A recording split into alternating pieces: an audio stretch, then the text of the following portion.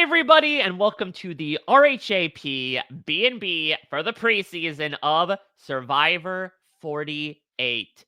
We are here, unlike the ancient civilian of the Eyes of Daga. We are present in the moment to talk about Survivor 48's on the horizon in less than several, just a handful of days, and we're back for yet another season to break it down in the only way we know how to do, which is the silliest, most confounding way to do so. And I say we because I am joined, as always, by my co-host, the co-owner of the B&B, putting the mate in Survivor 48. It's Liana Boraas. Thank you, Mike. I'm happy to be here. I'm so excited for Giga Chad season. This is just going to be an absolute blast. I don't know what to make of this cast. I've listened to all of your interviews. I've heard all of the recaps. I'm still trying to figure out how I think these players are going to play, but I think there's no better way to get into all of that than with the expert himself, Mike Bloom. As the expert in the room with us right now, I was about to say, because I sat down with these players, and again, I attested to this before, and I think now you can certainly see from the amount of laughs I had in these interviews, I had a very fun time talking with these people. But I will admit I am in total agreement, and that I sort of left saying, and maybe this is a bit of the meta of the new era as well, where I'm like, there are people who would do well on paper, but the thing about the new era is that, in some seasons, the most dominant people go on to win. In some seasons, yeah, this prevailing narrative of the most middle person ends up winning. It really is sort of like the box of chocolates of you never know what you're going to get in a typical season of the new era, especially in a cast like this, which, as I've said before, does feel like it's probably breaking the most stereotypical conventions assigned to the new era, where you are bringing on people who are not necessarily dyed in the wool day one, knows the third boot of Survivor Vanuatu types of fans. And then also, admittedly, from a physicality standpoint, I think a lot of people in response to the interviews talked about how this had a bit more of an old school feeling to it. Do you agree with that? I think you hit the nail on the head in terms of things that I've been feeling about this cast. The old school feel I get more in the sense that it's a very masculine energy cast. Okay, I don't mean to get super Big vibey. BDE vibes on Yeah, Survivor exactly. 48. As the scientist, it's Survivor definitely 48 inches, am I right? Ayo, Chris Underwood should have been cast here. No, I think look, the obviously, as you said, the physicality. So there's bigger dudes in general, which adds to it. But I think also you have a lot of the women on the cast who have been in male dominated professions, who kind of bringing a lot of that, I don't know, baggage maybe with them, right? And as someone who is an engineer, I get it. You have that sort of, those experiences shape who you are and they shape how you're going to view the game. And where you have a social experiment, obviously those things impact you so much more as you're creating this new sort of little fake society. So to have, a lot of that coming into the season, I think that's going to shape it. I think also the age, we've talked about it. Oh, it's Yeah. an older cast, but and I was telling Puya about this. I was like, they cast in clusters. Like it felt like, okay, we cast the 20-year-old season. Now we're casting the 30-year-old season, right? Where we're still not getting a diversity in ages per se. It's just they've shifted the median age up about 10 years. Like that's really all it seems to be. So I don't know how that is also going to impact the season. Yeah, because also you look at the people that are in their 20s, and the youngest is Eva, who's getting her PhD right now. So it feels like we are not necessarily bringing in anyone who's kind of that, especially in the early 40s, this mold of I'm a student fresh out of college, or I'm still in high school and I Yeah, think that I'm going to exactly. take Survivor on my academic pursuits. Everyone does seem to be at least fairly along in their careers. And my hope is that that gives them a state of confidence in who they are. Listen, this cast also has loads of confidence as well, suffice it to say, which I think is going to be nothing but fantastic entertainment, because unfortunately, that's going to lead to some of the most eviscerating blindsides out there. But to your point, yeah, I think that Survivor Fact Checker might have said that this is the fourth oldest cast on average or something like that, which What? is interesting. Well, because there's only 3 cast members that are in their 20s. That's what I'm saying. Everyone They're else is all in their 30 and 30s. beyond. I Which, again, know. you talk about old school, was definitely not the case, even going back to season 1. Right. Yeah. Well, and I think that's going to play a big role. It's also going to play into how people are interacting with one another as well, right? So even sort of the cool aunts of the world, they're still not that auntie of the world, right? Like, it's like, you're just 10 years older than me, it's not like that big of a It's giving gap. Lexi love, yeah. It's giving, yeah, exactly. Back in my day. But the other thing about this cast that I notice is if you think about Survivor and sort of those three points of the triangle, I guess, of, strength, strategy, and social. Where's the strategy? And I don't mean that in a bad way. I see this as a strength social group, right? Yeah. Like that, they're that line of the triangle. They're that side of the triangle. Because when I listen to a lot of the interviews, of course, social, as per usual, always comes up. But there didn't seem to be a lot of getting into the nitty gritty of the strategy. And again, I don't see that as a bad thing. And I think Nope. also in the new era of Survivor, it's so crapshooty that you almost can't even plan for some of these like minutia when it comes to getting into exactly how vote breakdowns are going to go. So again, don't think it's a bad thing. Just something that I notice when thinking about what is it in general that stands out about the characteristics of this cast. Yeah, I think even those that might come from the more like stereotypically brainy professions, right? You would imagine like, oh, you're going to be super analytical. And you look at people like Kevin and Camilla, who again come from these careers that's like, oh, yeah, you're going to by far be the person, or Stephanie, to approach this with like the clearest head for the numbers. But they're matching it with like these very fun, outgoing, pseudo chaotic personalities. That's like, oh, it'll be really interesting to see how these two sides kind of vibe together, or will they not at all? Yes, exactly. I think Camilla is a perfect example of that because even listening to her interview, and I totally related to her on so many different levels, where she talks about, I always considered myself like I'm very logical. I'm very, it turns out, no, I'm actually quite emotional, and that's fantastic. So she is bringing that energy into the cast. I think, who else was I thinking of? Oh, like Justin, for example. Yeah. He has this very like analytical lawyery background, but then what does he find is his true passion in life, right? It's Pizza. actually, yeah, it's pizza. It's interacting with customers and like doing all of that wonderful people-y, socially stuff, not so much that strategic lawyery, cutting edge kind of thing. So I think that's really fun. I really Yeah. like that, and I do think that that's probably another reason why it feels like a deviation from the traditional new era energies. And I'm also intrigued to see because they watched the entirety of season 46. I believe they ended up flying out about like a month after season 46 had ended. Obviously, there was a lot on their minds when they talked with me about it, but I also wonder as well, because that, to your point, was very much what you were speaking about, right? It was a very personality and especially conflict and relationship driven season rather than necessarily, all right, let's break down the numbers. That's much more of a Survivor 47. And so Mhm. I wonder how much of that is going to influence their game, either one way or the other. Either they feel like this is going to give me the freedom to like maybe be a little bit more emotional and try to pursue, what my heart is telling me over my head, or I might have them swing in the exact opposite of like, these friggin' maroons, what were they doing? They were, acting too much on their impulses. I got to make sure I come in with a clear head and all these things. Well, and I think along with 46, like the impact of 46, a lot of them talked about 44. Yeah. And I think that that's another very personality with the Tika 3 sort of driven. And yes, of course, there's strategy wrapped into that. But, when they talked about the players, and I love, I'm so happy you asked the same questions for everybody because we get this really nice barometer of like how people are thinking. And when the players that they related to, it was a lot of strong social, charismatic players.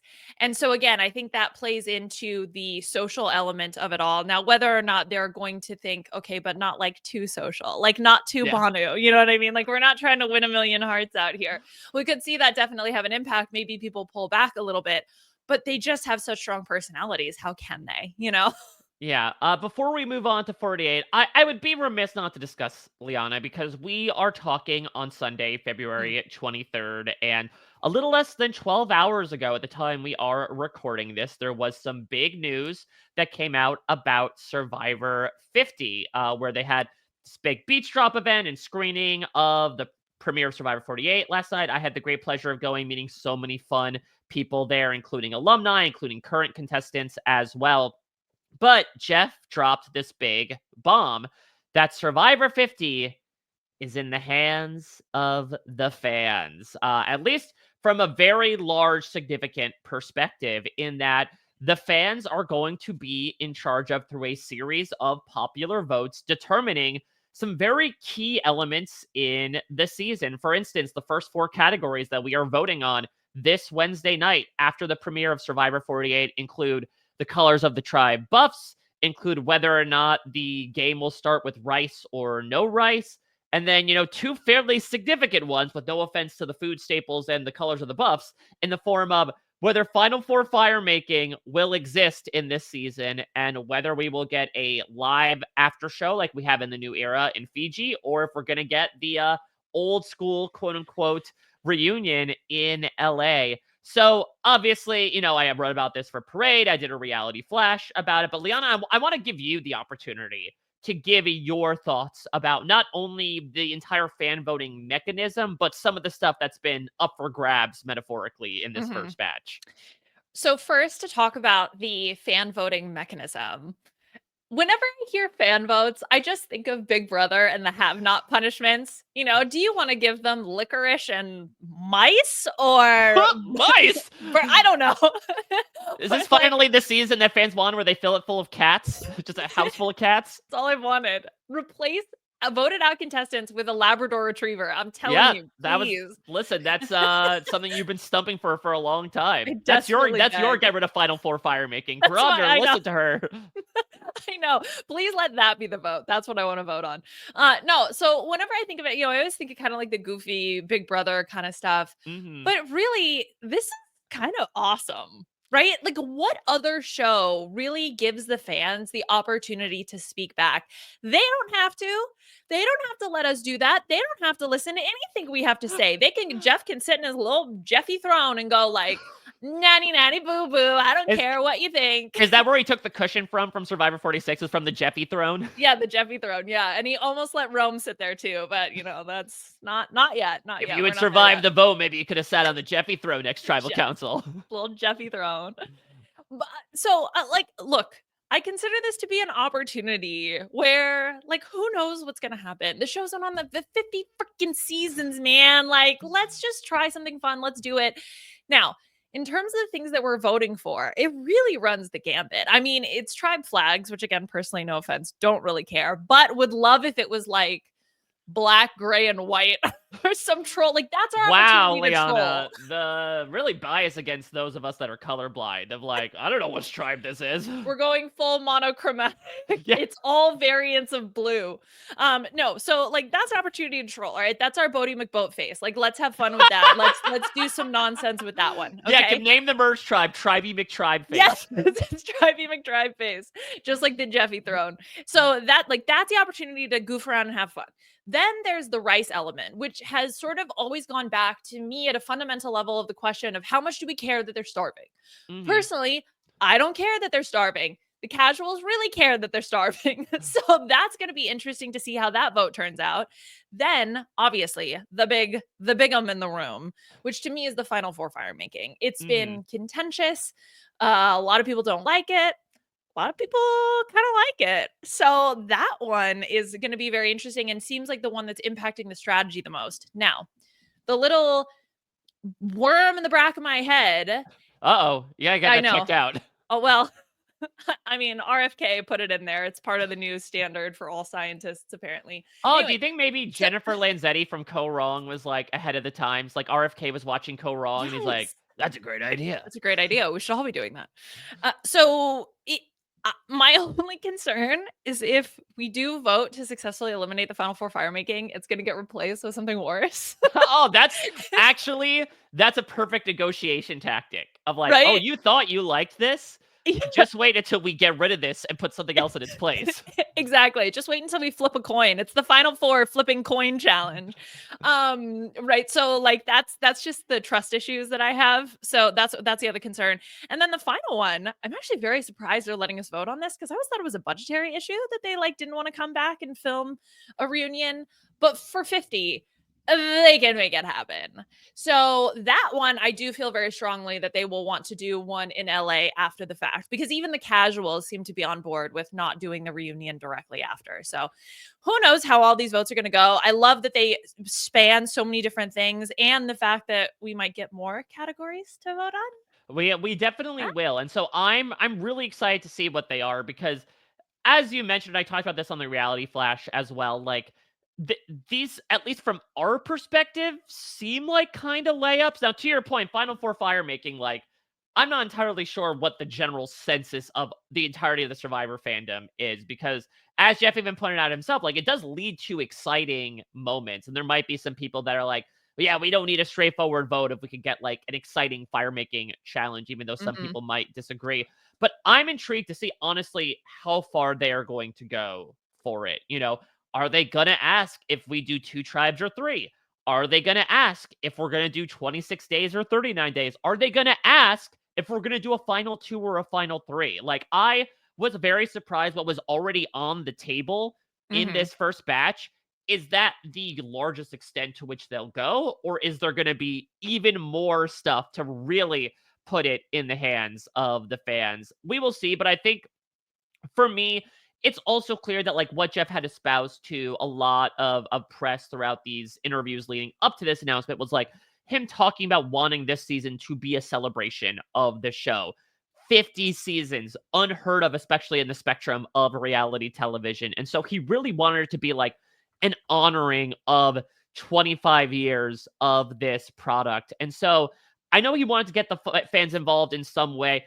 I would imagine this pretty much counts out any sort of fan vote for the cast. I don't think they wanted to do that Mm-hmm. again Yeah. for various reasons. And in fact, Jeff, gave a bit of an update on casting last night. He said he was looking for all types of players from all eras, which I think is music to people's ears for those that were like, oh, they're only going to cast from the new era. But I think that this is kind of a way for them to shoot for that happy medium of like, well, we're going to have people be able to contribute to the season, but not in a way that makes it feel like it's entirely out of our hands in a manner of speaking. Like we're still contributing what they can change. And so I do think it's an exciting opportunity on paper, on parchment. I'm really intrigued to see what ends up playing out. And also the idea of like it being so up in the air for the players as well. Mm-hmm. Like they can do as much census taking as they want to, but like when they're sitting out there, they're not going to know if there's Final Four fire making or not, apparently, until the penultimate day. And so it must be maddening as a player to have to plan for so many different scenarios. But at the same time, they're returning players and therefore would probably be more adept in theory to thinking through all those possibilities. Mm-hmm. Yeah, exactly. You want to challenge people, right? So, all right, you've been able to play this game once again. We're adding an additional rule. You know what I mean? Like Yeah. this is normal, right? This is what happens, and you are strong. Hopefully, they are going to cast people who are strong enough to be able to handle no matter anything that they throw at them. So, for me, I'm excited. I do. Yeah, I like, okay, that's still 50 though. Like Yeah. I'm okay. All No, right. Okay, 48. great. 48. Yeah, Bring it 48. back. Bring it back. I do want to bring up 48, something about 48. 48 before we get into, our usual preseason fare here, because I don't know, Liana, how much research have you done about the tribal council of Survivor 48?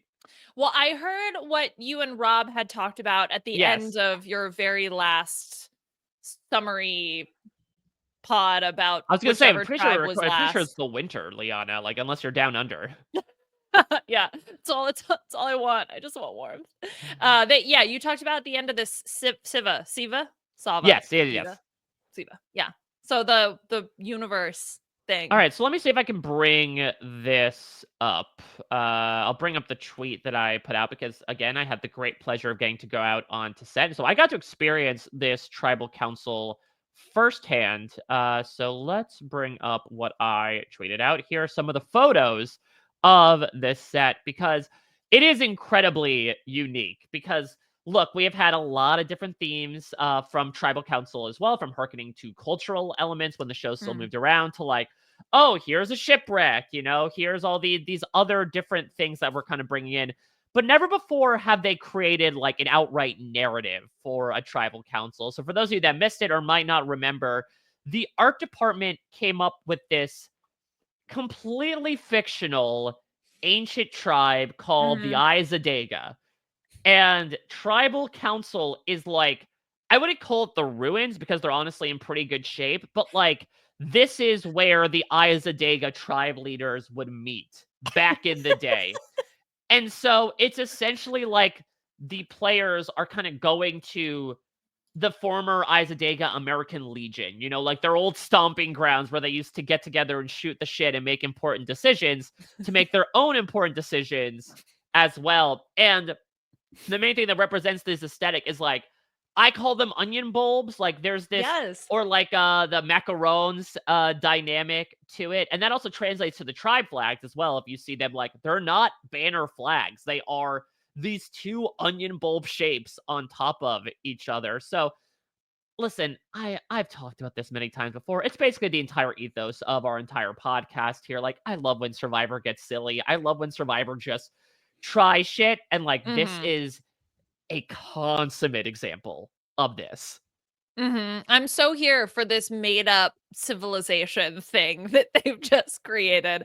I like to think that one day in the future, when archaeologists are digging up Fiji, once it's like been destroyed from, I don't know, a tsunami or something, they're like, yes, where do we put this? This new civilization that arose around 2024. Yeah, How so you think like it would interesting. legitimately be like, oh my god, so they like came and went, like they were around enough to build huts, Yes. but then they're gone. No records. We've watched previous episodes of Survivor because they'll be like in the Smithsonian at this point. Like, Yeah. we've never heard of the Izadega prior. They seem to worship onions. Onions must represent something. They love the movie Shrek as well, I'm sure. Who doesn't? Well, so maybe Who it's talking about an doesn't? age thing. Like, maybe that was the Izadega are like a tribe full of millennials. And like, we finally got the thought exercise. It's like, what if you just had a society entirely consisting of millennials? And of course, they died out immediately. Yeah, exactly. What are we supposed to fend for ourselves? Yeah, because they gave up all their avocado toast to buy these houses. And it turns out that they couldn't eat anything after that. Yeah, we just tried to barter memes. It turns out they're not worth anything. I was today years old when I realized that we couldn't have our own self-sustaining society. ICANN has self-sustaining society. Only Yeah. 90s kids would remember when millennials tried to start their own society only to die out immediately. Their mascot was the Kool-Aid Man. I don't really get it. Yeah, they all got a Tamagotchi that didn't necessarily work at all. Yeah, exactly. And they still managed to kill them all.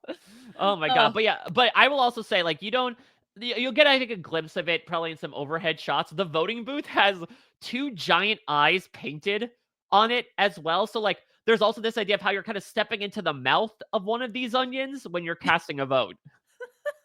Yeah, that's great. You're being you're just it's Aladdin-y, I guess, in a sense. You gotta like step Cave into of the Wonders? lion's Yeah. mouth. Yeah, the Cave of Wonders energy. Yeah, look, it's goofy, it's silly. I'm curious as to how much it's actually going to impact the show, or if this is just going to be this thing that we're going to, we're like you and I are going to be like 10 years from now. Remember that time when Survivor made their own civilization? Imagine if Jeff's opening monologue was like, all right, once upon a time, there was the Izadega tribe. Or you know what they could do? They should bring back the lore challenge, right? When Jeff used to tell stories that was not about him being the water boy of the Wichita basketball team, but instead of like, these are the ancient cultures. What if he did that for one of these challenges of like, here's a story I'm completely making up. Like if they really infuse that to the point where at the final tribal council, it's not outwit, outplay, outlast. It's like, how did you embody the facets of the Izadega the most that should earn you $1 million? Yes, exactly. I mean, everyone creates, like, they create their own criteria for however they want to evaluate it, and maybe this will inspire them. Yeah, exactly. So it's not going to be about, like, what would you do with the money? It's like, but how do you think you represent this ancient civilization of millennials the best? Yeah, exactly. How are you the one, people think about that when they're voting. They think about who they want to represent their season. Now it's about representing the broader tribe. Yeah. All right. Well, let's move away from this tribe. That's old news, Liana. We got to get to the new news here. Let's talk about these players in the only way we know how to do on the B&B. We got together, or actually we got together separately. I don't know if that's a thing. I But don't know. we decided to come up with a list of superlatives Yep. because they always say survivors like high school to assign to these players, and through that we'll kind of like filter, Liana, especially some of your thoughts on these people as you got to experience them. So the first superlative, most likely to get a personal segment. Now, this is maybe even more of a layup than the would you rather have the live reunion in LA or the after show in Fiji, because there are, I would say, two, with no offense to everyone else in their stories, two very clear examples, in my opinion, of people who are going to get stories about them. Wait, who? Who are the two obvious ones? I started writing down. I got a list of like 7. Who Oh, are the interesting. 2? Well, I think, Mitch and Eva are both kind of making Survivor Ah, history in their okay. own ways. Mitch is the first contestant with a speech impediment, and Eva is the first openly autistic contestant in the show's history. I got to imagine we're getting both of their stories as soon as the premiere. Like, I would not be surprised if Mhm. their opening confessionals are about that, considering the fact that they are doing what 700 plus contestants have not done prior. Yeah, okay, yeah, that totally makes sense. They were both on my list. I think Mitch especially because not that Eva's is not people talk about invisible and invisible uh, you know, um disabilities, and I think Mm. Mitch's is just visible, is more visible, right? You're going to hear it from the moment that he opens his mouth. And I loved in his interview with you about how he talked about like, look, this is just something about me. I'm just going to say it right off the bat when I talk to people. And then if they want to know more, like I'm happy to discuss with them. And I think that that is so important because I think it's, obviously people can have preconceived notions about what they want in an alliance partner and how they're prejudging someone. And I think Mitch just coming out and being like, yeah, this is who I am, that it Yeah. doesn't change anything, right? Like it really genuinely doesn't. And so I'm happy that he's going to immediately get out and discuss that because he was so fun to me in the interview that you had with him. I love that one of his preparation steps was drinking coconut water. I don't know why, but that like really did it for Oh, me. I I thought you was were like, going to talk that's so about smart. mining the well that is Libby from Survivor Ghost Island for Well, information. that too, going over all the hypothetical questions with Libby about like, what'd you do in this I mean, circumstance? No, listen, I thought that was fun. like, with no offense to Libby, it's a bit of an any port in a storm. Like, if I had a Survivor player who was in a friend of a friend, I would absolutely plumb them for as much information as possible. Though Libby honestly might know more about, like, how to compete on what fight to survive than on Survivor at this point. Look, but still, I think any information that you can learn going into the show, especially just about like the difference in the perception of what you see on television versus what's actually happening in real life. So having that inside information, I think is really valuable. Talk to me For about me, Eva. oh yeah, Eva. So I'm really interested in her. Which by the way, I hope she's still in her NSF fellowship. If she's still, my heart goes out to her. Anyway, no, she was super fascinating. I mean, I love an engineering grad student. Yeah, Someone else who's Liana. an engineering PhD. Like, I really love that. She is one of the younger contestants on the show, which for this, age range could ostracize her a little bit. But it does seem like she's had a number of different experiences throughout life in terms of integrating into different groups, especially with the men. She talks about being on the men's hockey team and things like that. So again, I think that kind of fits with the general energy of the cast. Yeah. What other people did you have in line here? Who was in your several? Yes. Oh my gosh. In my several. So a couple other people I had, Joe. I think Joe is someone who in general I think is going to get a lot of screen time. Yeah. But especially the fact that the story of his sister being the bigger fan and then losing her, Oh, that is such a heart-wrenching story. yeah. They're gonna have to tell that story. I think Chrissy is someone else who is gonna get Hmm. her background. Charity as well. They both had these sort of very interesting stories of their background and their career and like how they ended up where they ended up. I think that those are very interesting stories to me. So yeah, there's a ton of people who have, the thing, right? Like some interesting hook. While we're talking about Joe, I would be remiss, Liana, to not ask your thoughts on Diggler. Oh my god. When he said so I'm on a plane, okay? I listen to all of these while traveling. So, there's stuff going on, there's people walking around, and I was like, "Oh, what? Did I did he did he say who?" So I had to pause, go back, rewind, be like, "Yes, he did say Diggler." And then I was like, "Is that and then you said Gabler." I was like, "Oh, okay. Yeah, yeah, yeah, yeah, yeah, yeah, yeah, yeah, yeah, yeah, yeah." No, that's fantastic. I love the fact that I won Yes. the draft with Diggler. Like that makes me so happy. I absolutely adore it, and I love Joe as well. Again, you could tell this is a guy that wears his heart on his sleeve, and authenticity is like everything I want in a Survivor contestant. Because again, as we talked about, like, trying to figure out your emotions in the moment of this very calculated game. That's what the show is about since day dot. And so I absolutely loved getting the chance to talk with Joe, and Diggler was just the cherry on top. I would say the two major things I remember taking away from my Survivor 48 interviews before I like kind of relitigated and re-listened to them was Diggler and of course Bianca's Boston Rob sex dreams. Oh, of course, of course. That was yeah, definitely a notable moment. For me though, also from the Joe interview, like not only did you love talking to him, he loved talking to you. And I love the fact that he was like, you should go on Oprah, which I didn't quite understand. That it's like you should be a guest on Oprah or you No, should be like a I think frequent contributor to Oprah. I think he asked me to stage a coup against Oprah. I think he wanted me to go in there and say, "No, no, no, Oprah, it's my turn." My show now. But I'm still gonna call it Oprah. So then they turn on the TV. It's gonna be this face. Yeah, I'm excited for the revival of O Magazine. It's like all of Mike's favorite things. Yeah, exactly. Like, ooh, oh, interesting. Old school Simpsons. I didn't realize Oprah. Oprah's really into The Simpsons now. Yeah, didn't realize that's like, Yeah. oh, that's the new Oprah.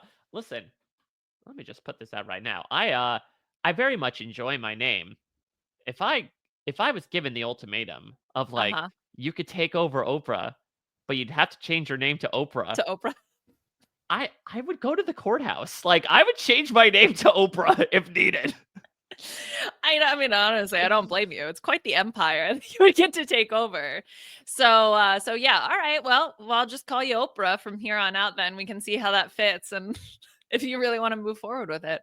I mean, with no offense to Bryant Gumbel, I think it is probably the better journalist that I would want to take the name of. Is this like a situation where do you remember was it Subway where it was like if you name your baby Subway, you get like a lifetime supply of Subway? Am I making that up? Was that a That feels thing? like more so, I don't know, sympathy of like, oh, for your decisions, this is the least we can do. Poor thing. We're giving you I don't know if you want free Subway though. Okay, so because that's the other thing I was thinking. Like maybe I know you're saying, well, if I'm gonna get the Oprah, I'm in the heir to the Oprah throne. I'll change my name to Oprah. But maybe this is like a manifestation situation that you should change your name to Oprah first, and then the Oprah will come to you. You know what I mean? And then I think what I would do is I would go on the show and I'd be like, I'm Oprah Bloom. And I'm like, and now it's my show. Your first mistake was letting me in the door. Squatters' rights. Exactly. This is mine now. And I'm taking this. All right, Oprah. All right, well let's move on here to Mhm. a contestant that may not get enough airtime to perhaps have a segment on Oprah. Mm. Most likely to get a purple edit. Now this is interesting because to your point, Liana, a lot of personalities popped on this cast. Was there someone that stuck out to you though? Or perhaps did not?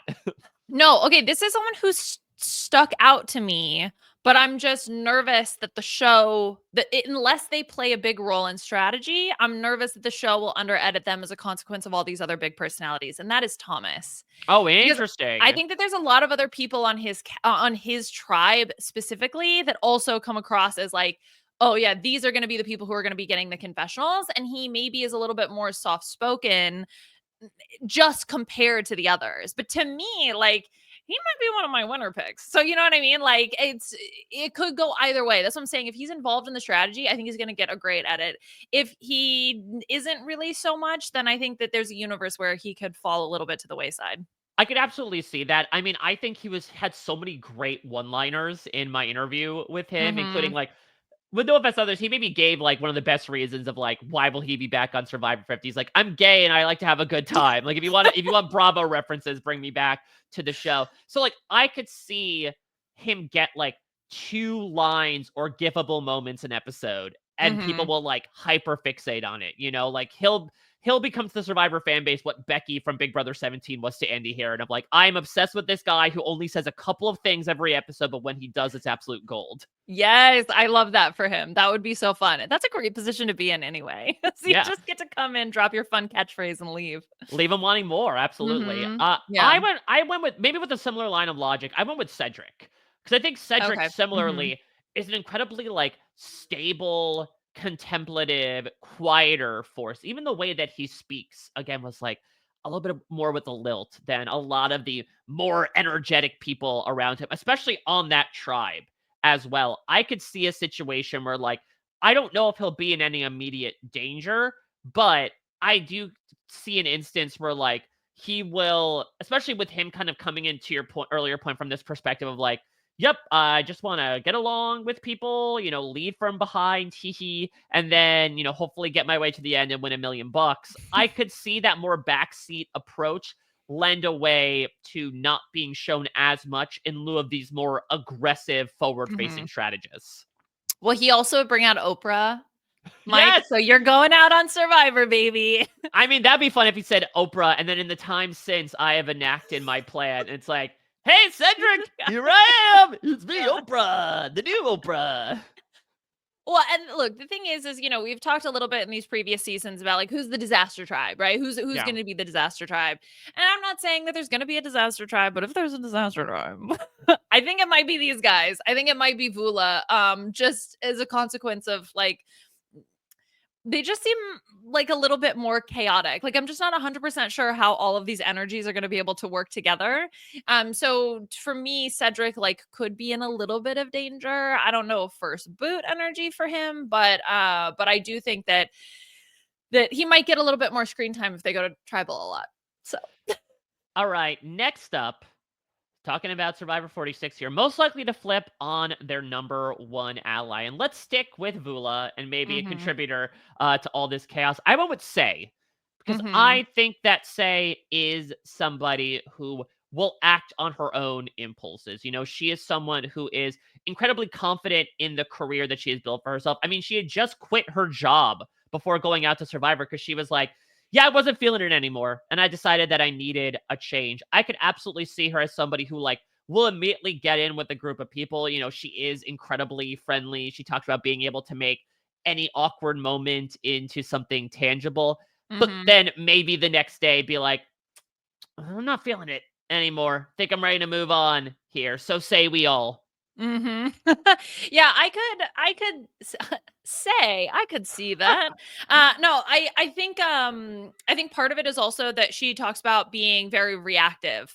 So if Yeah. there's a situation where her number one ally maybe doesn't tell her something, then there's this sort of reactionary response to that. So I could definitely see that from a certain perspective. For me, the person that I thought, and I guess maybe for sort of similar reasons, could be Star. And I think I that had her as well, yeah. that was mainly just because she was difficult to read.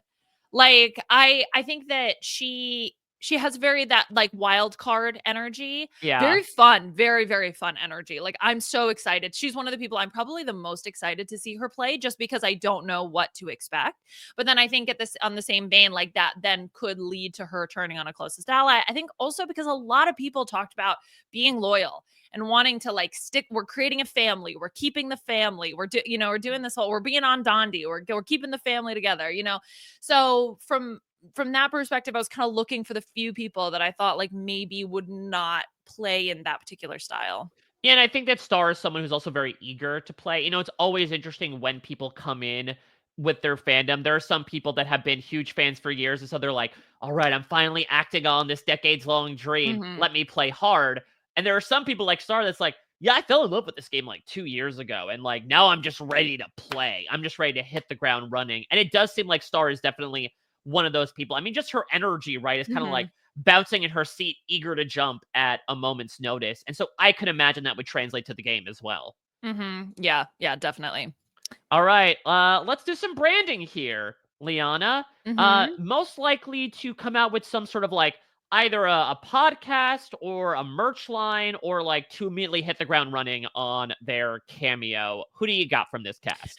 Okay, I was thinking more on the entrepreneurial, like businessy sort of sense. And so Charity, who started her own personal fitness brand kind of thing, I was like, that's perfect. Plus, I think she's already got some interesting catchphrases, making a long story less long. I very much enjoyed as one of hers.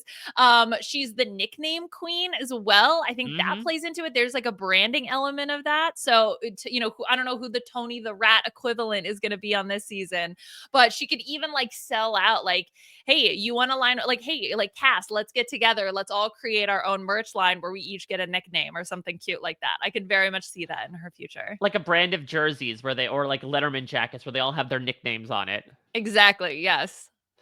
So mine was pretty easy, even though I don't know how feasible this is. I said that Shaheen would come out with a line of Okay. fake beards Oh my God. Yes. or I like love that. grooming kits.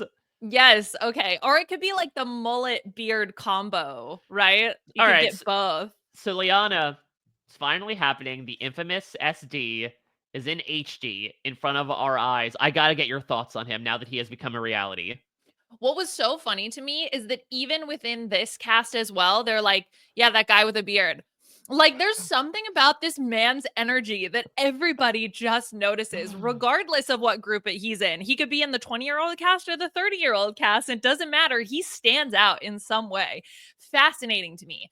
So he's Persian. So obviously Puya's like, well, he's mine. I'm drafting him, right? And I'm like, okay, that's fine, whatever. You can have your Persian king, whatever. And then I listened to the interview and I was like, I kind of want him on my team. I love him. I love his energy. I'm so excited. When the moment that won me over was one of his fave moments being Ozzy bidding 420. I was Yes. like, it's done. It's done. That's amazing. I love those little obscure moments when like Yes. that's something that you care about. Ugh, it means that to me it just shows like how much you appreciate the show for all its little goofy, silly nuances. Yeah, which is really fun because, again, I think that especially from a speech and debate perspective, you would think that this guy has the more heady, like, oh, when these big arguments ended up happening, or like somebody talking in a final tribal council. But for him, it's like, he's like, yeah, like, I got a lot of ideas. I need a strategist. One of my favorite moments was when Ozzy bid 420 and like deep throated a bunch of ice cream out of the machine. Like he has such different vibes to him to the point where Say's like, Yeah. this guy's got to work at a surf shack. Like, I'm really intrigued to see how people's expectations of Shaheen line up with the way he actually is on the beach. Yes, exactly. And that's, I would say that was Sue last season, Yeah. right? Where Sue's the person who's getting all these comments about like, oh, I want to work with her. I want to work with her. His obviously are a little bit different. Some are, I'm super interested in this guy. Some are like, oh, I'm a little sus of this guy. But, look, they're talking about him. All right. The other one I had was Justin. Like, Justin could easily come out with his own line of pizza accessories, right? Like, Luigi's branded pizza cutter. Luigi's branded, I don't know, hairnet because he has such long hair. Like, I think that would be so... He could make his own line of restaurant supplies, to be completely honest. Yeah, I like that. And I think for him, he can do some sort of naming, like you get to build a pizza or name a pizza or so there's some other Pizza like make pizza face. yes, exactly. Or like some fan contest where you get to win and name a pizza. I don't know. There's some pizza related things happening with him. I forgot to talk about this when I talked about Justin with Rob, but what I realized, because to your point about him kind of like leaving, his life of a law career behind to through, familial circumstances, but to fall in love with pizza making, it honestly reminds me so much of Bob's Burgers, where Bob Belcher, like, admittedly is not under the most opulent circumstances, like they're barely getting by, but like he has such love and care for what he does that on the surface so many people would just shrug off as like, hey, you just make burgers for a living. But like for him, that is his life's calling and he obsesses over every second of it. That's how I felt about Justin. Like Justin loves talking about Luigi's, loves talking Yes. about slinging pizzas for a living. And honestly, it's like incredibly admirable because to have jobs that other people would just completely shirk is like, yeah, that's grunt work. That's what, teenagers do just to make $8 an hour. Like that is his passion at this point.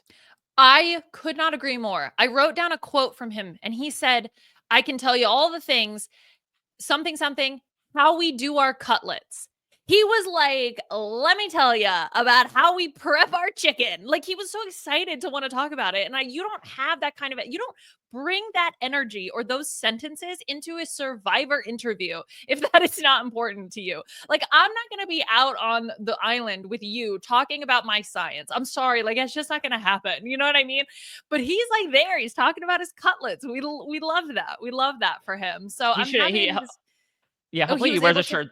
hopefully he wears a shirt that says, like, "Ask me about my cutlets." Oh my god. See, that can be, or maybe that'll be his nickname. Cutlets. Cutlets. It's Cutlet. Well, let's talk about I love somebody it. who might get cut by the elements of the game. Most likely to have an advantage. Screw them over. So I had Charity in here. You know, she was someone that was very much like, I'm going to take every opportunity that is given to me. But also from that perspective, I also put down Kyle because Oh my god. Kyle was somebody who was also like, yeah, I'm just going to keep looking for stuff. And I could just imagine a scenario where he's like, yup, beware advantage. Perfect. It's in my hands. Mhm. Oh, no. I have to do Mhm. this. No, I'm the most average guy, or so I claim. How am I going to be the one to do this ridiculous thing and get away with it? Okay, that's so funny. I had Kyle on my list too, but for a different reason, because I usually try to pick my faves. So then that way, when something bad happens to them, I'm like, well, at least I predicted this correctly. And Kyle was someone who really stood out to me in some of the nuances of his answers. Like one of the things that he said, and this is unrelated to being screwed over, right?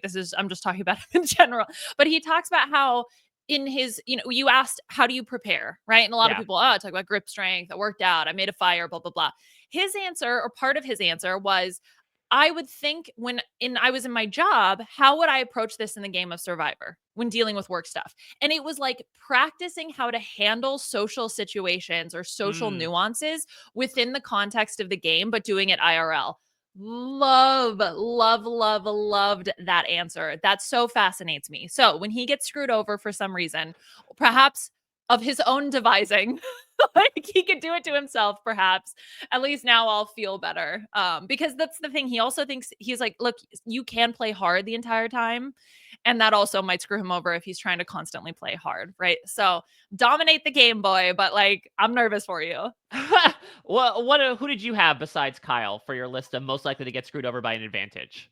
Yeah, the other person that I picked was Kevin, and I don't know why. Kevin just gives me that energy of like sort of scrambling around maybe a bit and like ultimately ends up either finding the beware advantage and getting screwed over or like misusing it in some way through a social advantage. Like I don't know. I'm excited for him. I'm a little nervous for him because that was just sort of the energy that I felt when I listened to his interview. Yeah, wait until the beware advantage says you can't go to the bathroom for the next 24 hours. He's like, no, I drank I all was that gonna drink, I water. was gonna drink so much water.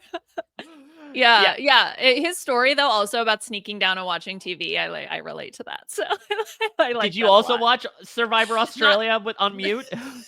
no, not Survivor, but I would like try to sneak down. And I remember being very close to the TV because you couldn't have the volume on. So, our retina is permanently damaged, but our love for TV is very strong. And also maybe forecasting how nowadays there are certain alumni of Survivor Australia that we want to put on mute as well on social media. Yeah, exactly. Block, block, block, block, block. Oh, chicken's here. All right, so we mentioned Survivor 50 before, Liana. Much like Kevin, we're going back to the well. Let's talk Mhm. about who among this cast already project for me is most likely to come back for Survivor 50. Oh my gosh. I did love this question because to me when you asked it to everybody, because there were like two answers, right? It was either you fell in the camp of, this is what I'm going to give you my genuine answer, this is what I'm going to do to get on 50, or the more interesting camp to me, which was like, I'm playing for the here and now. Yeah. Like I'm playing to do this for now. So that, just in general, before I give my answer, I thought that was a very sort of fascinating response to see the divide between the two different sort of styles of players, perhaps. So in terms of the person who I think could be brought back, I mean, this it's so tough to know. Like Q, I would never have guessed would have been the character that he was. You know what I mean? But I think I have to go with Bianca Oh, purely for her out of pocket comments. right? Like, this is the type of person that there's more to this well than we're going to get in one season. I need to know all the wacky, weird things that she thinks. Yes, I love getting tired of that because yeah, on the surface, like this is another PR consultant. You would imagine, honestly, that's like a very honed in, crafted responses, and here she comes being like, "We should eat the fish raw. Why can't we eat the fish raw?" And it made such an enjoyable time for me. That again is another example of like you are more than your career. Like your career can Mhm. certainly inform the way that you behave, especially if it is your life's passion, as we were talking about with Justin. But like there's also a personality that exists outside of that. And Bianca is like a consummate example of that. Yeah, exactly. And, she just the impulsivity, applying on the whim, getting it on her first try. Like, there's something about this woman that I'm very excited to get to know more about. And potentially, depending on how much we get to see and how far she gets, like, this could carry over into 50. So I ended up going with David. Because again, I think that David is perhaps again an example of how unconventional this cast is in comparison to the new era, considering that when he applied, he did not know Jeff's last name. But like the thing is that David is more than his physicality, because you would say on paper, like, yeah, but we have all these other, big beefcakes, especially if you look past the new era of people that we could bring back. But David has the personality to match. Like, despite the fact that he doesn't necessarily know the show, that does not shake his confidence whatsoever. In fact, it emboldens it. To that point about that question I asked about 50, he's like, yeah, how many immunity challenges have people won in previous seasons? 5? Yeah. I'm gonna win 6. I'll win 6. 7.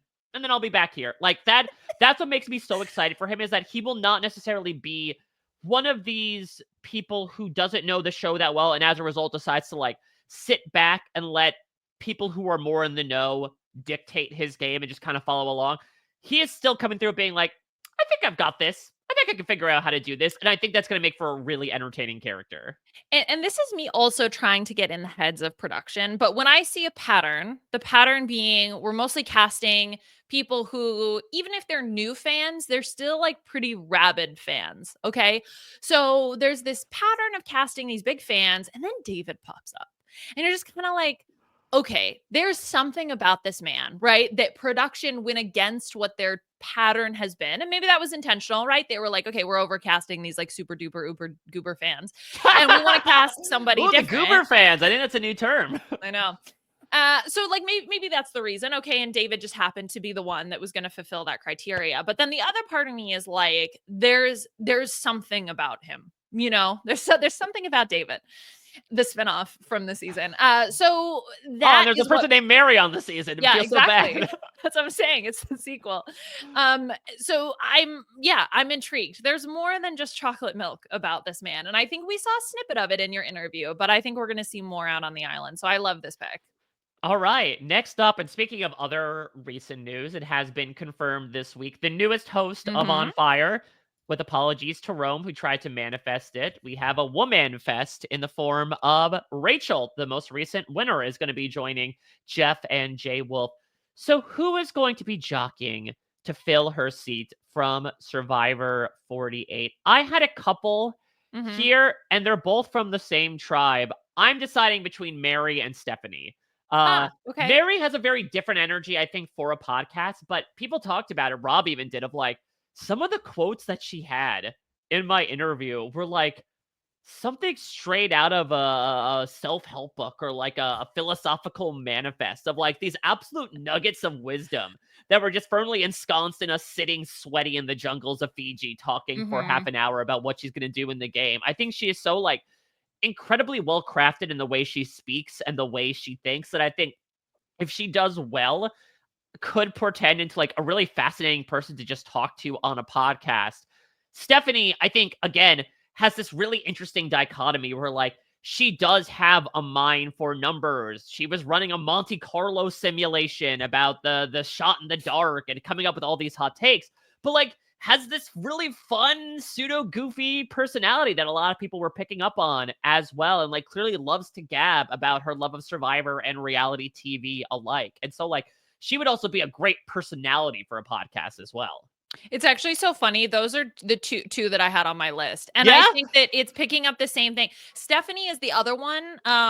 Beard man aside, right? Stephanie was kind of the other one who got a lot of comments about her, like whether positively or negatively. So that to me shows that there is something about her that really stands out. So I think that she could bring a lot of different perspectives, like all wrapped into one person to the podcast. Mary also, simply because I enjoyed her energy, and I also wrote down some of those quotes, Mike. Right? Learning how to say no to others so she can say yes to herself. Boom. That's amazing. That's my new mantra. I'm going to write that down. I'm putting it on my mirror every morning. I can look at it and say that to myself. I'm learning to say no to others so I can say yes to myself. So I think that that she could be very, very, very fun on the podcast. I mean, look, at the end of the day, it's probably going to be a winner or someone in the final 3, I would imagine. So the other answer would just be the winner. Just going with the chalk option of like, yeah, you pretty much like, not only have you won $1 million, we were not giving away any prizes except for a spot on Fire the next season. Exactly. It's what you really, really want. Exactly. Like, want to Losing know what you're playing money. for? The title of Soul Survivor, $1 million, but most importantly, Oh my the God. 3rd chair on Fire. That's one of the things we're going to get to vote on, Mike. Yeah. Oh my God. What if that was it? What if it's like, you can't vote the cast on, you can vote who's going to occupy. And then is that like when we go full chaos and we're like, all right, put David on. Just see how David responds to all this. Yeah, right, exactly. Or it's like voting for 50 and like 49 just gets screwed over, that none of them get to be the host. That we get to just vote from someone in Survivor history to be the host for 50. Last but certainly not least, in honor of the beloved Baby Andy, who is most likely to have some issues on the mat in the first episode, but go on to rise like a phoenix from the ashes. Liana, I admittedly pleaded the 5th on this one because I was able to be there for the first few days, so I did not want to try to show my hand one way or the other, but I'm very intrigued as to see who you said. I have no idea. It's funny because this is one of the ones I gave Mike. I was like, yeah, we should do a superlative for this. And then I'm like looking through the cast. I'm like, I have no freaking clue. Maybe like I'm trying to think of someone who maybe like the outdoors isn't necessarily their vibe. That could be someone that we could see. I feel like there was someone who had talked about that.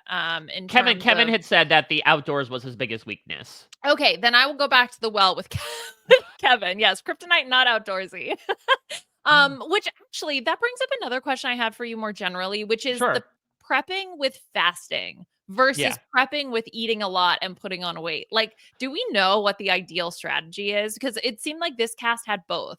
Yeah, and it usually is the case. Like, the one dichotomy I can usually think of is that Tyson has said, yeah, don't like stuff up as much as you can. And Jeremy has said, no, then like before going out for second chances, like I limited my diet to like just eating 1 peanut butter jelly and sandwich a day. And I have no idea what the final results are. I mean, I think, Charity could tell you firsthand, Lindsay Dlashevich as well, like, I think it depends on your body. Like, I don't think there is a one size, ironically enough, fits all for your pant size for like what you choose to do prior to it. I think it depends on like how your own body metabolizes and how it could respond to that. I mean, I don't think it's ever a huge problem to get used to fasting. I wonder if Kyle is maybe, to his point about, again, being the best average guy, like the happy medium, right? Where he said that he built muscle, but he also purposely put on a couple pounds to have fat reserves that could wear away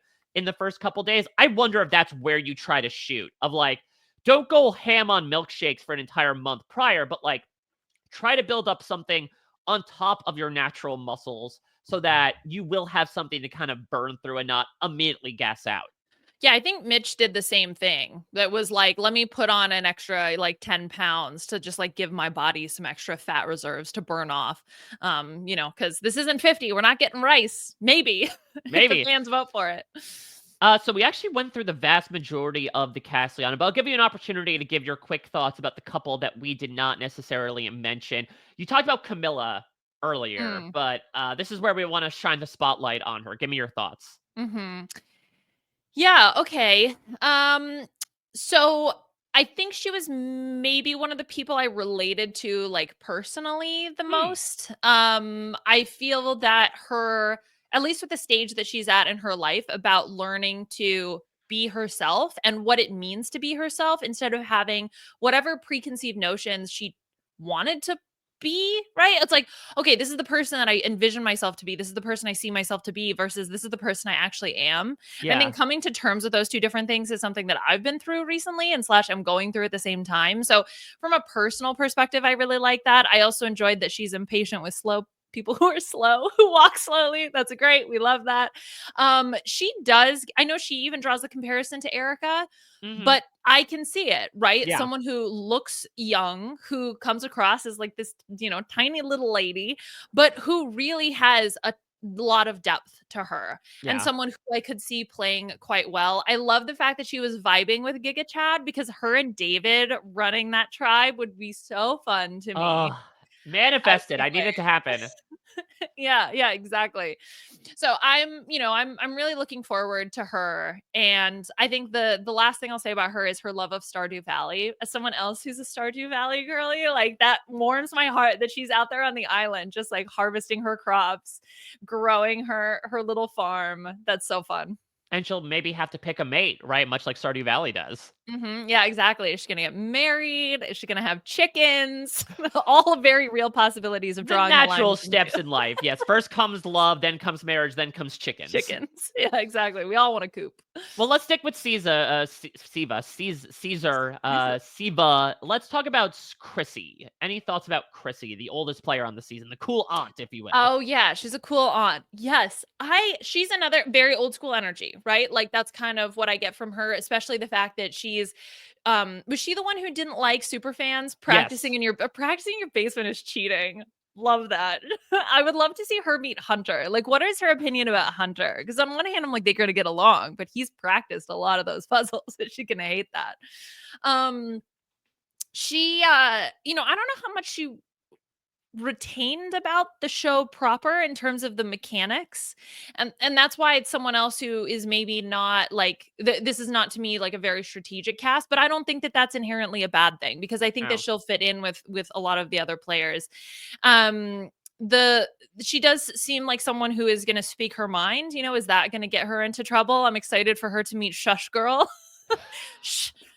That is an interaction I would love to see. So she just fascinates me from I want to see this person play the game. I agree. I'm really intrigued to see, like, I think she's going to rely much less on her survivor history as, again, maybe some of these other players of like, I remember in this when this happened, so therefore I shouldn't do this. I mean, Right. she'll remember maybe what Yaya did, but that's pretty much it. So I think that she's going to much more rely on like her life experience and like to your earlier point, this really interesting journey that she had where she talks about it in her 1 minute video of like walking to the fire department, asking for a hook for her purse, and then like working her way up to a leadership position and the person that Mhm. people look to with their lives on the line. I could see something similar here where she just like comes in and ends up becoming this like kind of quiet leader of Siva, where everyone feels like she's one of the most stable, reliable presences on the season. Mhm. And I love the fact that she also mentioned when she was doing the kryptonite weak, like the weakness strength conversation, where her kryptonite, she's like, look, I might talk too much and I can be an open book. And we've seen that get people in trouble, right? You say, oh, I don't like this. And then that's like the one small reason why they vote you out. So she's aware of that. But I love the fact that she's going to be herself, because that authenticity is really going to shine through. And then might also allow her to create those connections and be sort of that like stable rock of the tribe that you mentioned. All right, Liana, any other thoughts about any of these specific tribe members from your perspective? I think we've talked about everybody. It's this cast, like I can see these individual players as individual units. And I feel like I understand the individual person for the most part. Yeah. But when you put them all together, like that was why even when you and Rob were talking about, oh, who I think is going to be paired with whom, no offense, but you guys didn't even have a very clear vision, right? Or you No. were disagreeing. And I think that that's what makes it fun, because it's this unknown, the unexpected, where I'm expecting the unexpected, baby. About how these people are going to or like how individuals are going to come together to work as units, right? And that's the like fascinating part. And I think that's going to make for a very fun pre-merge, and then when we get Yeah. everybody together, hopefully a fun post-merge. Well, especially because if they start playing individualistically as well. Like, certainly the tribe game is a thing, and challenge strength might be something that gets voted on, in which Mhm. case some people might be in trouble more than others. But, like, these people also might just say, hey, that's fine. Like, we'll go to tribal council if we need to. In the meantime, I need to take out this person right now. And that always Mhm. leads to great TV. Yes, exactly. And that's where we can see some really strong loyal bonds form, where it's about my group, right? Playing individually from the sense of like it's my family versus your family. This is like the Mafia Wars season of Survivor. Who knows? All right. Well, Liana, we have given our thoughts Yes. about the cast, but there's a Yes. very significant group of people whose thoughts have gone Yes. unsaid on Survivor Yes. 48 Yes. until now. Until now. And look, now that we're going to be getting into voting for 50, I think it's more important than ever to tap into the casuals corner. And this is going to put you, Mike, in the hot seat a little bit because Ooh, you have been able to give your thoughts, listen to all the interviews, and now I'm going to ask you some questions about those casuals thoughts. So for you, those of you who are tuning in for the first time, this is the game we love to play on the B&B where I go into the Survivor Facebook page and I dig into what the other groups of the fandom are thinking about Survivor. And in particular, for this episode, we're going to be talking about the cast previews. So, Mike had mentioned in some of his interviews talking about these 1-minute videos that Survivor likes to put out about individual cast members, and they post them to the Facebook page, and the comments run wild. So, here's the way this game is going to work. I'm going to read you a comment, Mike, and you are going to try to guess whomst that comment is about. Okay? okay. I'm actually intrigued. Again, not to go too much on 50. Has the news of the fan vote reached them yet? Did the Survivor Facebook page post anything about it yet? So I put the game together yesterday, and then Okay. the announcement came out at like hours after I had finished. So I'm not Ah, 100% sure. I can quickly check I was though, gonna say just if to you want to see. quickly check. Yeah, I can look and see if anything has come out yet. They're a little bit slow sometimes on the post. And they have also been posting things twice. So it's a little bit chaotic over there, as I was Eh, telling Mike. But Yeah, that's sort of like mm, when you forget if you locked your car or not. And you're like, I'll just press the lock button again. It's like, mhm. oh, did I post this video? I Yeah, should post it again. nothing about 50 has been posted. They're Okay. focusing solely on 48 for the moment. So let's us focus on season 48. Mike, Yeah. here is your first comment. So, again, you're going to tell me which contestant this is about. Okay. He seems the type to use no worries a lot. He's the type that seems to use no worries. Well, first off, very millennial slash Izadega coded. Like, I'm pretty sure Mm, I saw a meme that was like how each person would respond to like somebody saying they're sorry, and millennials was no worries, which like I'm very guilty of. same. No worries. I mean, listen, we had the Lion King like as part one of our pivotal childhood cultural moments. Like, of course, we're gonna put Akuna Yeah. Matata, no worries, in there. I am going to say it's tough because like Justin has the look. Mm, I don't know if he has necessarily the temperament for it. I think I will ultimately. Ooh, I might go. Maybe I'm just based on like Say's assessment of Shaheen being this like surf shack guy. Though maybe I don't know. Maybe she was talking about Justin. The more I think about it, I'm gonna go with. I'll go with Shaheen here. okay. Both of those would have been incorrect. It was actually Kevin who got the shaka Oh, bro, no worries. I could see that. Again, Kevin has this like really fun, positive, kind of wide-eyed energy to everything. They'd be like, "Yeah, no worries, no worries. It's totally fine, totally cool." He has the most infectious smile. Like He I really am does. obsessed with his little picture because I put together when I was going through all the preseason interviews, I grabbed like pictures of everybody. He just looks so happy. I want to be his Listen, friend. I would go into Abercrombie and Fitch if he was at the front of it. I'd be like, if Right? this guy's any You're indication of what's in there, I'm you're, headed in there. you're telling me I can look like him? I love it. All right, your next comment is what is up with the muscle flexing? Doesn't mean you're going to be a good player. Oh, I mean, so the obvious pick here is David, and I'm trying to remember from the 1 minute videos, like, it's almost 100% guaranteed that David flexed in that video. The question is, did Joe? I think Mm, Joe is a very humble person that he wouldn't be like, he'd be like, yeah, like, I'm pretty strong, you know? Like, I don't know if Joe would be like, and I'm this absolute chunk of muscle that exists out there. So I will just go Occam's razor right here. I need a win. I will go with David. mhm. All right, that is good logic, but unfortunately incorrect. What? Chrissy flexes Ooh, in her video. Chrissy. Wow, Which, and they're like, "How dare you?" how dare you flex? That does not mean you're going to be a good player. Not that I'm sure she's like, I'm going to play Yeah, amazing. like, of all people for Chrissy to be like, "Yep, this is it. This is my game." Yeah, like what? Okay, sure. All right, here's maybe one of my favorite comments from Casuals Corner. I hope your bangs can grow a little while you're out there. Oh, that's Mary. Yeah. Mary's baby bangs, baby. Not coming for Mary's hair. You know, it is interesting because a lot of people like to track the facial hair growth, of course, Mhm. on the men. We haven't had like a day 1 to day 39 bang check. Also, I Mhm. mean, first of all, I feel like not a lot of players come in with bangs necessarily because I feel Yeah. like if you did come in with like the carpet bangs, you'd be looking like Cousin It by day Yeah. 26 or day 39.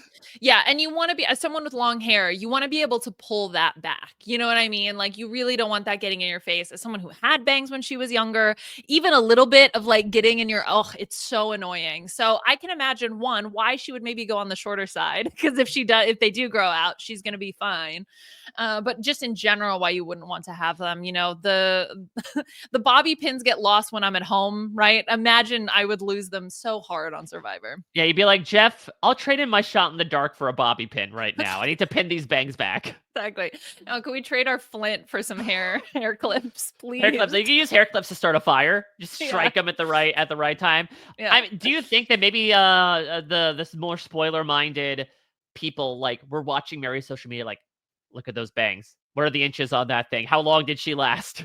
You're seeing the comparison photos side by side with little rulers trying to measure how far they grew. How Yeah, as big soon is as she that got back, forehead? exactly how much forehead space she has. It's Is it measuring the more forehead closer. or final forehead? It's giving final It's forehead. giving final forehead. I'm really feeling for her final forehead. Yeah, I love the final forehead fire making challenge. That's like such a Well, mouthful. that's how you get rid of that hair. Just singe it off. Yeah. Yeah. Well, listen, Like I've seen those like viral videos of like this guy uses unconventional methods to cut hair in the middle of Eastern Europe. it's like singeing it off. Just heat up that machete and just whoosh, there you go. Easy haircut. Let's talk about the next comment. His Achilles heel is his mouth. Ooh, well, first off, that person needs to study anatomy because I don't think that's how that works. Or maybe needs to go back and stop studying the Eyes of Day again, more so study other empires in ancient Greece. Yeah, exactly. I love that statue. Okay, so his Achilles heel is his mouth. I mean, again, David was one of the most braggadocious in his confessional. Shaheen could be another one, considering he does do a lot of talking in his 1 minute video. So you said he, right? That's the pronoun? It did, yeah. Okay, because otherwise you could say, like, that's Star in a nutshell.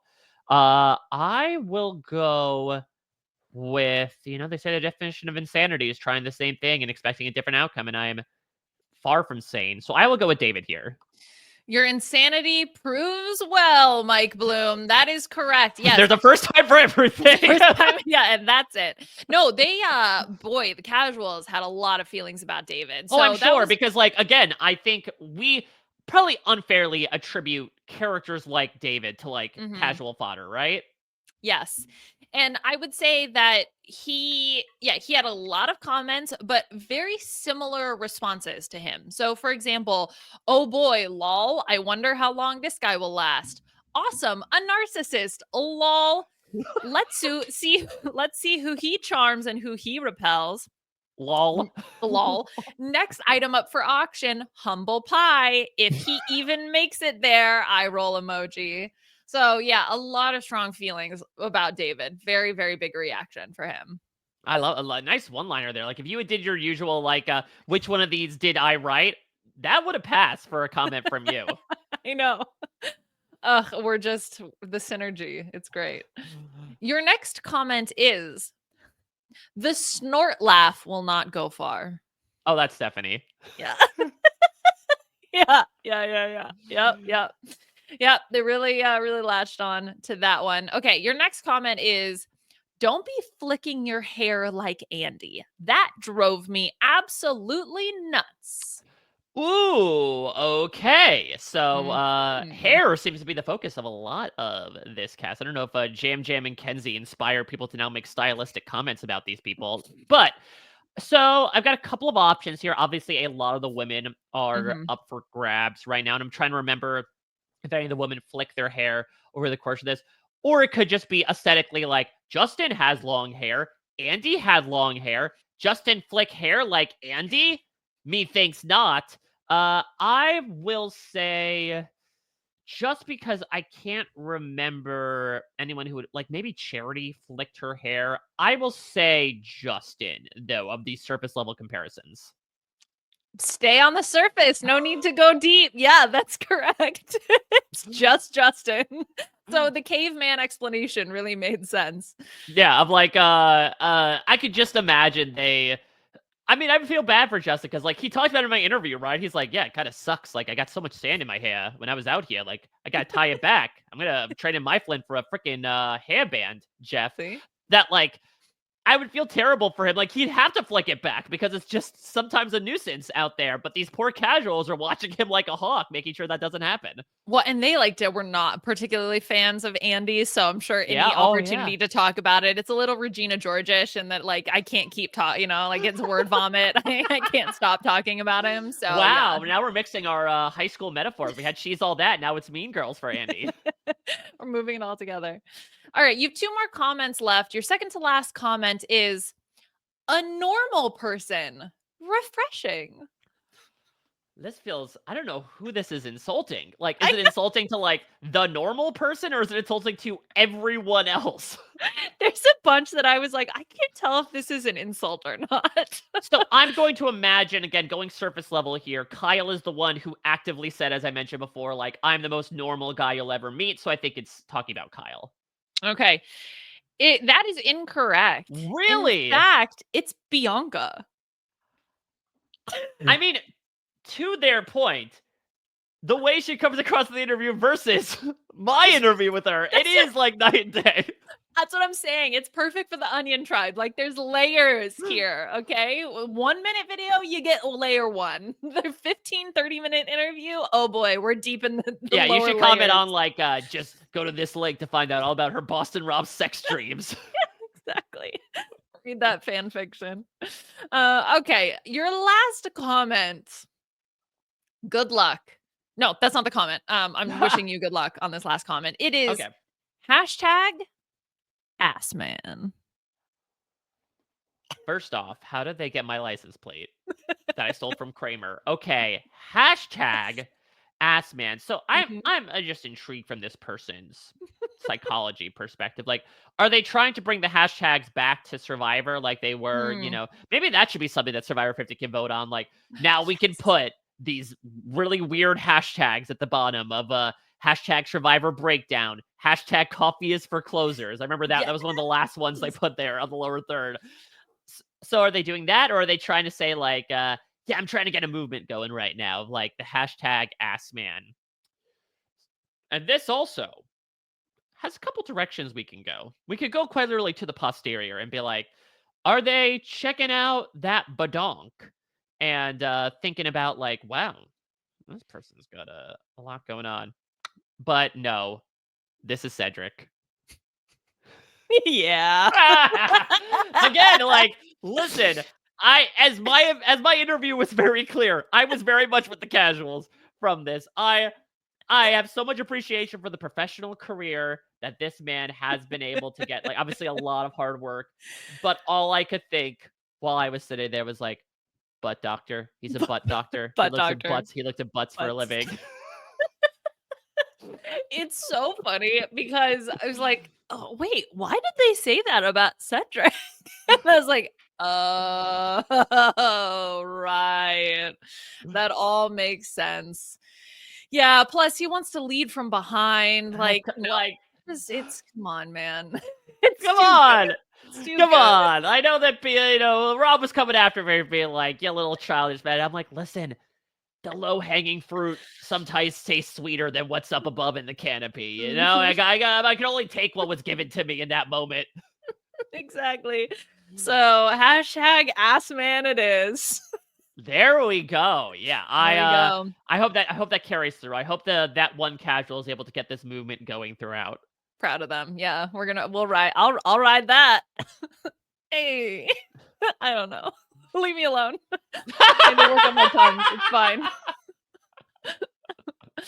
So yeah, so look, that does it for the casuals comments. You know, some people did, like, you know, Kyle, this guy has something. So far, he's my pick. He's calculating. Like, there's, you know, other comments, people were interested. Those are the ones that stood out to me.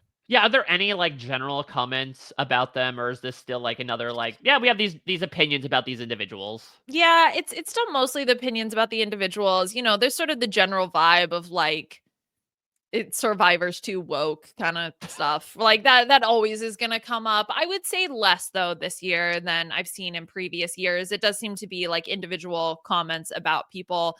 There was another one about say that I couldn't tell if it was an insult or a compliment was love that mindset, holding grudges and being vengeful, which I didn't know if that was sarcasm or not, which or they like Always something genuinely to love that tell. mindset. You never know. You never know. Yeah, absolutely. So we're intrigued to see, obviously, how much these predictions will come to fruition. I will also introduce, as we usually do, Liana and I will write preseason predictions out as to, how we think these people will do. I have nowhere to go but down because I was like stupidly astoundingly on the money for Yeah, how you season really 47 would go. But also like I'm marred anyway because people will just say that because I was out there for the first tribal council that like I know how everything's going to go. So yeah. I'm elated to be wrong, here to have the reversion back to the mean of Liana being more correct about things than I am. Though to your point, like this might be shaping up to be a very unpredictable season considering like we don't even know how these people are going to initially interact with each other. Oh my god, I have no idea. I tried to make my draft board, right? And part of it is also trying to identify who I think the first boot is going to be, right? Right. Because we have the grenade rule as part of the RHAP draft. I'm like, I have no idea. I have no idea. I have no clue. So it's going to be a little bit of a crapshoot, but as Mike has nowhere to go but down, I have nowhere to go but up. So I'm pretty thrilled for how this season I think is going to go. I'm really looking forward to it, and I can't believe it's just around the corner. All right. Well, the last thing we do on each and every B&B is that we highlight a charity, not the person or cause that is important to us. I'm so excited to say that every week as well, by the way. Get Yeah. used to that, people. But yeah, an opportunity to kind of take a break from the silliness and highlight something that is going on in the outside world that should get your time, attention, if the funds, if you can do so. Liana, did you have any in mind? I had one if you did not. Well, so I'm just gonna generally talk about any sort of science foundation Yeah. charity because right now science is it's under attack. No, but like genuinely, I have a lot of friends who are losing their jobs or losing their positions, basic scientific research, which is the fundamentals of also any research in the country. It's very important. So, like for example, the American Heart Association, which funds a lot of grants because that's a area of research I'm involved in. But if there's any sort of other charities that support a disease or something that you may have personally been affected to, I highly recommend this is a perfect opportunity to reach out and donate because funding is being pulled left and right from government institutions, and so we as scientists are going to be looking to some of these nonprofits to continue to fund the work that we do. So that's my general call to action. The other call to action I will add alongside that is look, while we have made a lot of jokes about voting on fire incorporating a role into Survivor 48 and 50, of course, this year started off with absolute devastation in the form of the wildfires that have affected LA. And luckily, while things are, under control right now, there was absolute devastation that occurred across that city that obviously is something that has a lot of ties to Survivor as well. It might be the home of its season 50 reunion. So there is still a lot of relief efforts that you can contribute to if you have the ways and means to do so. You can contribute to the California Community Foundation Wildlife Recovery Fund. You can contribute to the California Fire Foundation. There's a lot of different places you can give to. If you see an individual GoFundMe for someone who was affected by the fires, absolutely try to contribute in any way. And of course, our hearts go out to those that were affected by those because Survivor's a game where you were kind of like building everything from the ground up, and nobody outside of the island deserves to undergo that form of devastation and the feeling of losing everything. So yeah, listen, it's a wild world out there, especially to start off 2025, and never have I been more grateful, Liana, to get this opportunity to kind of come on and goof off for an hour and a half every week about Survivor. And I think especially with this cast, we're going to have a very fun time over the next few months. I'm really looking forward to it. I think it's going to be an absolute blast. Of course, we have 50 on the horizon, but the 48 snack is going to be just what we need, I think, to get through these next couple months. Yum, yum. I hope it's pizza Mm. bagels. Well, Justin's got one with your name on it, Oprah. Oh, wow. It's going to be very tough to spell on a pizza bagel. It's very small. But what's not very small, Liana, is a list of podcasts coming up from the two of us. Because what's interesting is that at the last time we recorded one, which is at the end of Survivor 47, we both had projects to tease. And Mhm. now those projects are officially like public now, and we can speak about them. So Yes. why don't you start? Why don't you plug what you have going on out there in the pod sphere? Yes. Oh my gosh. Yeah, that's actually so wild. That's really fun. I love that. So, Drag Race is going on. Of course, we're having so much fun with the current season that's airing. But as Mike discussed, the Puya and Liana Lounge now officially exists in the ether that is the universe. And it's been such a fun, weird journey. If you just want a break from anything reality TV, anything just in general, it's just Puya and I goofing off, having a good time, talking about random nonsense. So I highly recommend you check it out. It's very fun. Yeah, it's a nice like hang show. Hang with your friends, Yeah, hear about your week, hear about what's going on, and just get an access as well to like granted your very online relationship considering that like that's how you met, but like to see a bit more of like what happens outside of, to your point, having a show that you need to talk about. exactly. It's the dynamic of what's going on behind the scenes. We do talk a little bit about reality TV, of course. How could you not? But yeah, it is. It's a very chill, hang, getaway, vacation kind of show. And so the show that I can plug is, of course, The Reality Flash, which is a RHAP's own breaking news podcast in the world of reality TV. Listen, there's a lot of stuff out there. There's a lot of shows that seem to be even more so growing in size. And so whenever something comes out that you need to know about, I Mhm. will be in your eyes and ears giving you what you need to know about who you need to know, when you need to know it, and why you need to know it. And I guess how you need to know it if I'm just going to fill in all those questions. Exactly. Yeah, get all the W's. Well, I would say for me, I will plug the Reality Flash as well. As someone who has stopped really being on social media for like mental health reasons, Hmm.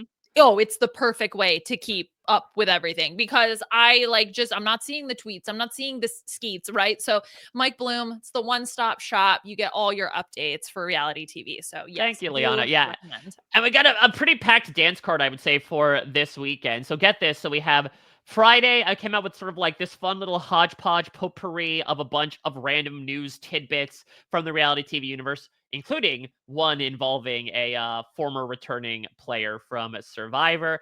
Then Saturday, there was the big news about Survivor 50 from Jeff that I did a quick reality flash about. And then today, probably at the time this is being released, there will be another reality flash because there was this like big expose that came out about the Bachelor universe on Friday, where Ooh. listen, we're very lucky to have Jeff Probst really front and center and talking about all these things with Survivor 48 and 50 because listen, it could be a lot worse when it comes to showrunners, allegedly. And so I'm going to be joined by Haley Strong to break down some of the allegations that have come out recently about them. So it really is a hodgepodge. Everything from like, I did a preview of like the Challenge 41 speculated cast, everything from that to like maybe some controversial or like TMZ laden moments that have happened to like some of these bigger pieces, like the Bachelor stuff we're getting into. Whatever you need to know about reality TV, go to therealityflash.com. And of course, from a Survivor perspective, there's a lot. As Liana talked about, my interviews are all out there in written form, in audio form, in video form. If you want to do like a quick crash course into who these people are, I have hours of entertainment for you all to check out, and I'll keep on going. Obviously, I had the great pleasure of getting to be out there in the first few days. So I will give a lot of behind the scenes info both on social media and in article form about like stuff you may have missed that did not ultimately make the edit. I'll, of course, continue doing weekly exit press, including with the first boot from Survivor 48 coming up on Thursday. And then, of course, when the weekend rolls around, the B&B comes calling. We're going to be back every weekend with a guest talking through the most recent episode and playing some games around it and just having a generally malarkey-filled time. So that being said, we are a community here. I know we're past the community theme, but if you have game ideas, we want to hear from you. No idea is too stupid for the B&B. People who have been listening to this for a long time know that is abundantly clear. So you can reach out to us. You can email us, actually, rhapbnb@gmail.com. So rhap, the letter B, the letter N, the letter B at gmail.com. You can contact us on social media using hashtag rhapbnb. Honestly, any idea for a game that pops into your mind, even the smallest stuff, we can kind of warp and Mhm. contort to fit into something gameable. And so who knows, your suggestions might show up on a podcast, including this upcoming week.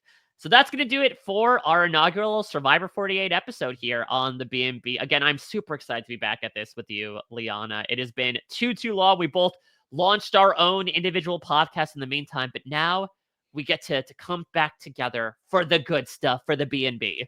Just like Gail and Oprah. Yes, exactly. Well, Gail's going to have a certain reaction when she sees me out there. Unless, do I replace Gail with a new Gail? Oh, yeah, that's a good question. I think it's me. Liana, you want to be Gail? Can I be Gail? Yeah, so if everyone wants to advertise that Liana and I are the new Oprah and Gail, let's just really start this movement going. That would be incredible. That's what I'm saying. Dress for the job you want, not the job you have, Mike. All right, well, I better get changed into a blue pantsuit right now. But that's going to do it for this week on the B&B. Special thanks to the entire RHAP team behind the scenes for packaging this podcast for your eyes and ears, and Wolf America for his fantastic theme song, which, if you're listening to the audio version, will be opening and closing out the podcast. Of course, Liana and I will be back in just a week's time covering the jam-packed 2-hour premiere of Survivor 48. Until then, everybody, we'll check you out at your next stay.